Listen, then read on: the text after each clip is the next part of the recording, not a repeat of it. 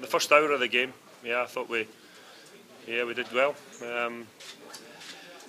When both teams start to make a number of substitutions, it does upset the flow of the game. And the game, I think, in the last half hour, well, certainly from our point of view, we sort of dropped our level of performance, but that's understandable. But overall, yeah, it's an excellent result. I know it's a friendly game, but it's important that we keep improving. Iskreno sem zadovoljen glede na vse težave, ki smo imeli sestavo moštva, ampak mislim, da smo v 2 dneh uspeli najti eno dobitno kombinacijo za to tekmo.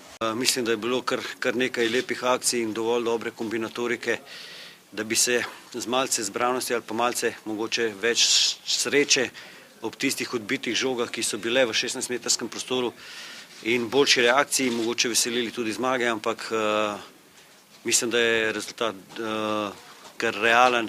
Treba pogledati, kaj smo delali dobro, verjetno je bilo tudi kaj slabih stvari, jih dvigniti na nivo, ampak važno je tisti napredek, da se vidi, da dobiva reprezentanta spet en obraz, da smo spet trdni v obrambi in povzročati težave v napadu.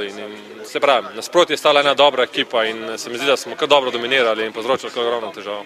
Igrali smo, mislim, da dokaj dobro proti zelo dobri ekipi, ki ima igralce, se pravim, v top klubih. Pač v teh 2 dneh nam je selektor probal vcepiti neki njegov sistem, mi smo se probali tega nekako držati. Mislim, da je dokaj uspelo, po drugem počasu smo jih stisnili in lahko bi zadeli moče zadetek več.